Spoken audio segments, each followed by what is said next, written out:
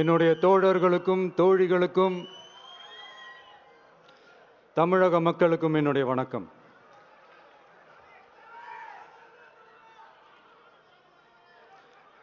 நம்ம குடும்ப உறவுகளை இழந்ததனால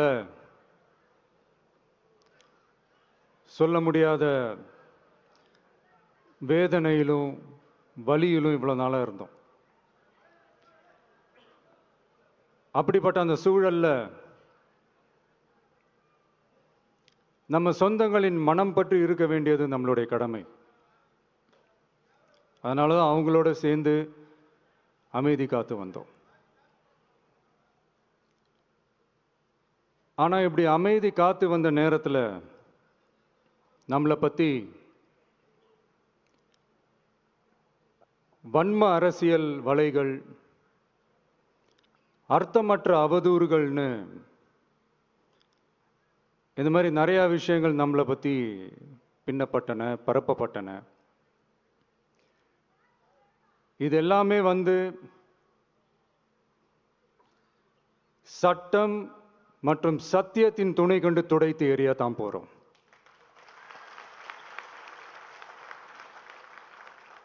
பட் அதுக்கு முன்னாடி தமிழக சட்டமன்றத்தில் நமக்கு எதிராக நிகழ்த்தப்பட்ட ஓர் உரைக்கு ஒரு நாகரிக பதிலடி கொடுக்கணும்னு நான் நினைக்கிறேன்.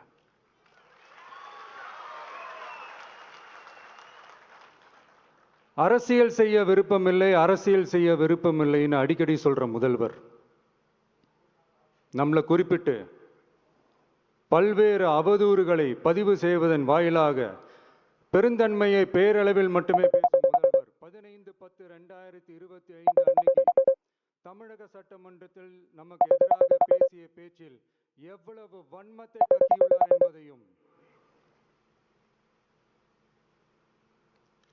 எப்படிப்பட்ட ஒரு அரசியல் செய்ய முயல்கிறார் என்பதையும்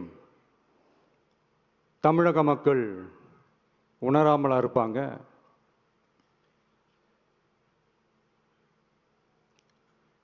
இந்த கரூரோட சேர்ந்து 5-6 மாவட்டத்துக்கு இந்த மக்கள் சந்திப்பு நிகழ்ச்சிகள்லாம் நடத்தியிருக்கிறோம், போயிருக்கிறோம். அங்கெல்லாம் இந்த லாஸ்ட் மினிட் வரைக்கும் எங்களுக்கு அந்த இடம் கொடுப்பாங்களா மாட்டாங்களா, பெர்மிஷன் தருவாங்களா மாட்டாங்களா, இப்படியே இழுத்து அடிச்சுக்கிட்டு இருப்பாங்க. தான் நாகப்பட்டினத்தில் சொன்னது மாதிரி தான். நாங்கள் ஒரு இடம் செலக்ட் பண்ணி கேட்போம், மக்கள் நல்லா ஸ்பேஷியஸாக நின்று பார்க்குற மாதிரி. பட் அவங்க அதையெல்லாம் ரிஜெக்ட் பண்ணிட்டு மக்கள் நெருக்கடியோடு நின்று பார்க்குற மாதிரி ஒரு இடத்த செலக்ட் பண்ணி எங்களுக்கு கொடுப்பாங்க.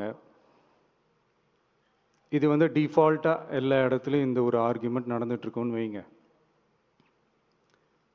அது மட்டும் இல்லை, இந்தியாவிலேயே எந்த ஒரு அரசியல் கட்சி தலைவருக்கும் கொடுக்கப்படாத கண்டிஷன்ஸ். பஸ்ஸுக்குள்ளேயே இருந்து பார்க்கணும், மேலே கை காட்டக்கூடாது, இப்படிலாம் ஒரு அதீத கட்டுப்பாடுகளை கொடுத்த உடனே எங்கள் சைட்லேருந்து ஒரு அறிக்கையும் வெளியிட்டோம். அது மட்டும் இல்லை, தமிழக வெற்றி கழகம் சார்பாக அனைத்து கட்சிகளுக்கும் சமமாக ஒரு முறையான ஒரு பொது வழிகாட்டு முறைகள், SOPஸ்ன்னு சொல்லுவாங்க, அதையும் வழங்கணும்னு சொல்லி உயர்நீதிமன்றத்தையும் நாடி இருக்கணும். இதுவும் தமிழக மக்கள் உணராமலா இருப்பாங்க. இப்படி ஒரு அரசியல் காழ்ப்புடன், நேர்மை திறனற்று நம்மளை பத்தி குற்றம் சாட்டியுள்ள குறுகிய மனம் கொண்ட முதல்வர் அவர்களுக்கு ஒரு சில கேள்விகள். உச்சநீதிமன்றத்தில், அதாவது 13/10/2025 அன்னைக்கு உச்சநீதிமன்றத்தில் நடந்த அந்த விவாதங்களை வைத்தும் அந்த உத்தரவுகளை வைத்தும் இந்த கேள்விகள்.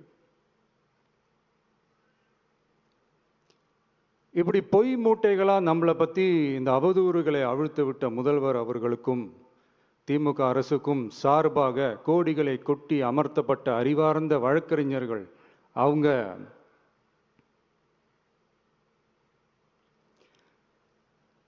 இந்த கபட நாடக திமுக அரசோட தில்லுமுல்லுகளை தாங்கி பிடிக்க இயலாமல் உச்சநீதிமன்றத்தில் திக்கு திணறி நின்றது முதல்வர் அவர்களுக்கு மறந்துவிட்டதா? இந்த கரூர் சம்பவத்துக்கு அப்புறமே அவசரமா ஒரு தனிநபர் ஆணையம், அந்த தனிநபர் ஆணையத்தை அவமதிக்கிற மாதிரி அரசு உயர் அதிகாரிகள், காவல்துறை உயர் அதிகாரிகள் எல்லாருமே நம்மளை பற்றி ஃபுல்லாக இந்த அவதூறுகள் பரப்பி ஒரு செய்தியாளர்கள் சந்திப்பு அவசரமாக. இதெல்லாம் ஏன் நடக்குது, எதுக்காக நடக்குது அப்படின்னு ஒட்டுமொத்த தமிழக மக்களும் கேள்வி கேட்க ஆரம்பிச்சாங்க. இதுவும் தமிழக முதல்வர் மறந்துட்டாரா? அதுக்கப்புறம் அந்த தனிநபர் ஆணையத்தை தலையிலேயே கொட்டி வீட்டுக்கு அனுப்பிச்சிட்டாங்க. அது வேறு விஷயம். இப்படிலாம் கேள்வி கேட்ட உடனே ஏதாவது பதில் சொல்லி ஆகணும்ல. அதனால சட்டமன்றத்தில் பேசும்போது உண்மை நிலையை தெளிவுபடுத்தத்தான் அப்படின்னு ஏதோ இந்த சட்ட ரீதியாகவும் சத்தியத்திற்காகவும் நடந்தது போல ஏதோ சாமர்த்தியமாக பேசுறதா நினச்சி பேசியிருக்காங்க. இப்படி ஒரு 50 வருஷமா பொது வாழ்க்கையில் இருக்கிற ஒருத்தவங்க ஒரு முதல்வர் அவர்கள் சொன்னது எவ்வளவு பெரிய ஒரு வடிகட்டின பொய், சப்பை கட்டுன்னு நான் சொல்லலை, உச்ச நீதிமன்றம் சொல்லியிருக்கிறாங்க. அவங்க சொன்னதெல்லாம் கொஞ்சம் என்னன்னு கொஞ்சம் லைட்டா பார்ப்போமா?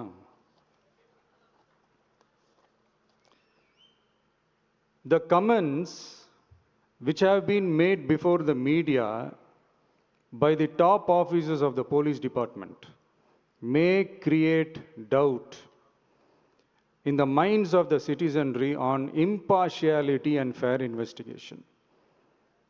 The faith and trust of the general public on the process of investigation must be restored in the criminal justice system. அதாவது அரசு காவல் உயர் அதிகாரிகள் ஊடகங்களிடம் பேசியது என்பது பொதுமக்களிடையே நியாயமான விசாரணை நடக்குமா என்ற சந்தேகத்தை ஏற்படுத்தக்கூடும் என்றும், நியாயமான விசாரணை மூலமே அந்த சந்தேகத்தை மீட்டெடுத்தே ஆக வேண்டும் என்றும் உச்சநீதிமன்றம் தமிழக அரசின் தலையில் ஓங்கி நறுக்கு நறுக்கு நறுக்கு என்று கொட்டியதை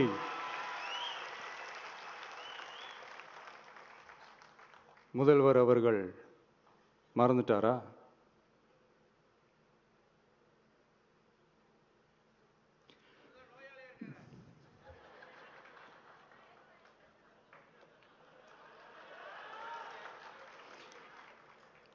மாண்புமை சென்னை உயர்நீதிமன்றத்தின் மாண்புமிகு நீதியரசர் SIT அமைத்து உத்தரவிட்டார் அல்லவா? அந்த உத்தரவை ஏதோ சட்டத்தின் மீதும் நீதி பரிபாலனத்தின் மீதும் மரியாதை கொண்டவர்கள் போல ஒரு நாடகத்தனமான கொண்டாட்டத்தை திமுகவிற்கு ஒத்து ஊதுவோரும் நடத்தி கூத்தாடி குதூளித்தனர் அல்லவா? தாவேகாவிற்கு எதிராகவும் நமக்கு எதிராகவும் உயர்நீதிமன்ற மாண்புமிகு நீதியரசர் தீர்ப்பளித்து விட்டதாக விதந்தோதி விழா எடுத்தனர் அல்லவா? அந்த உத்தரவை குறித்து சொல்லும்போது எந்த ஆவணத்தின் அடிப்படையில் அந்த உத்தரவு அமைக்கப்பட்டது? நான் கேட்கல, உச்சநீதிமன்றம் கேட்டிருக்கிறாங்க. The judgment is completely silent about how learned single judge arrived at such a conclusion and what material was pursued by the court என்று உச்சநீதிமன்றம் உரத்த குரலில் கேள்வி கேட்டது. அப்போதும் கூட உச்சநீதிமன்றத்தில் திமுக அரசுக்காக வாதாடிய அறிவார்ந்த மூத்த வழக்கறிஞர்கள் பதில் சொல்ல இயலாமல் வாய் மூடி மௌனம் காத்ததை நாடே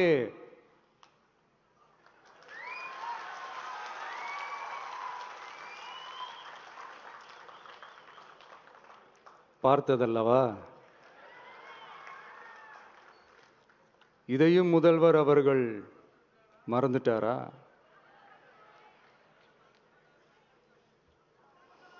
Such petition ought to be dealt with by the division bench, registering as public interest litigation in right earnest and not to be dealt with by a single bench. அதாவது பொது வழிகாட்டு முறைகளான SOP அமைக்கப்பட்டு வெளியிட வேண்டும் என்ற கோரிக்கையுடன் வந்த ரிட் மனுவை நீதிபதிகள் டிவிஷன் பெஞ்ச் தான் கையாள வேண்டும்.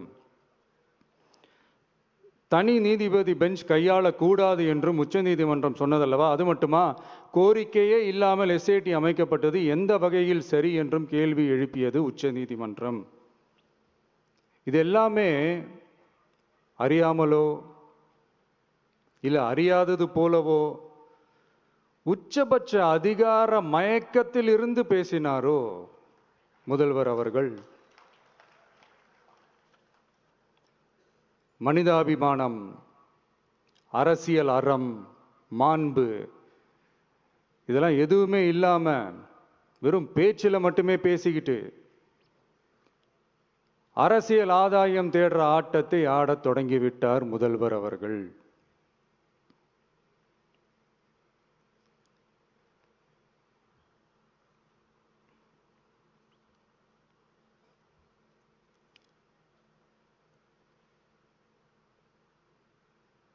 இதெல்லாம் என்ன அவங்களுக்கு புதுசா என்ன?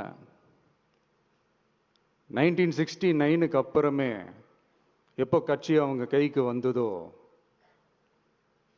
இன்னும் குறிப்பாக சொல்லணும்னா 1972க்கு அப்புறம் கேள்வி கேட்க ஆளே இல்லாமல் போச்சுல்ல. அதுக்கப்புறமே இந்த திமுக தலைமை இப்படி தானே இருக்குது. இப்போ நாங்கள் கேட்டோமே இந்த சில கேள்விகள்லாம், இதெல்லாம் நான் கேட்கல, சுப்ரீம் கோர்ட் கேட்டிருக்கு. இதனால என்ன புரிய வருது? இந்த கவர்மெண்ட் நடத்துகிற அந்த விசாரணை மேலே சந்தேகம் ஏற்படுதுன்னா அதுக்கு என்ன அர்த்தம்? உங்க மேல நம்பிக்கை இல்லைன்னு அர்த்தம்.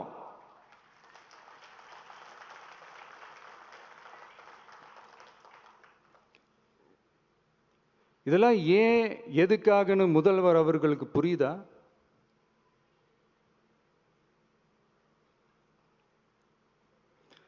சுப்ரீம் கோர்ட் சொன்னதோட மட்டும் இல்லை, நிஜத்திலும் இன்னைக்கு மக்களுக்கு இந்த கவர்மெண்ட் மேல இருக்கிற நம்பிக்கை மொத்தமாக மண்ணுக்குள் புதைந்து விட்டது. இதுவாவது முதல்வர் அவர்களுக்கு புரியுதா? புரியலனா 2026 தேர்தலில் இந்த திமுக தலைமைக்கு மக்கள் இன்னும் ஆழமா அழுத்தமா புரிய வைப்பாங்க. அப்ப கூட இவங்க என்ன பண்ணுவாங்க தெரியும்ல? 5 வருஷத்துக்கு ஒரு வாட்டி பழக்க தோஷத்தில் ஒரு அறிக்கை ஒன்று வெளியிடுவாங்களே, மக்கள் தீர்ப்புக்கு தலை வணங்குகிறோம் அப்படின்ட்டு அந்த அறிக்கையை வெளியிட்டுட்டு இப்போ அறிவாலயத்தில் போய் ஓடி ஒளிஞ்சுப்பாங்க. இப்பவே ரெடி பண்ணி வச்சுக்கோங்க அந்த அறிக்கையை. எப்படி? மக்கள் தீர்ப்புக்கு தலை வணங்குகிறோம்.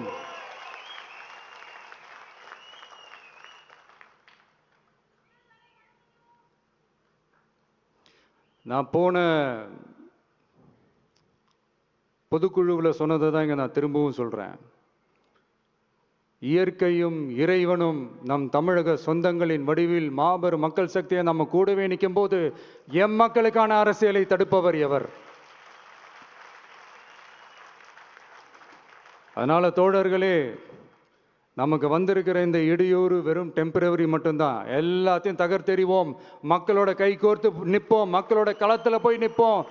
நம்ம பயணத்தில் தடம் மாறவே மாட்டோம். இப்பவும் சொல்றேன், 2026ல் 2 பேருக்கு நடுவில் தான் போட்டியே. ஒன்று, இன்னொன்று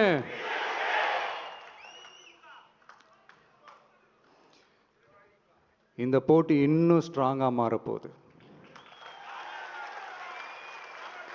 100% வெற்றி நமக்கு. வாகை சூடுவோம், வரலாறு படைப்போம், கான்பிடென்டா இருங்க, நல்லதே நடக்கும், வெற்றி நிச்சயம். மீண்டும் சந்திக்கும் வரை நன்றி, வணக்கம். ಹೆಚ್ಚಿನ ವಿಡಿಯೋಗಳಿಗೆ ಪ್ರತಿಧ್ವನಿ ಯೂಟ್ಯೂಬ್ ಚಾನೆಲ್ ಸಬ್ಸ್ಕ್ರೈಬ್ ಮಾಡಿ, ಬೆಲ್ ಐಕಾನ್ ಕ್ಲಿಕ್ ಮಾಡಿ.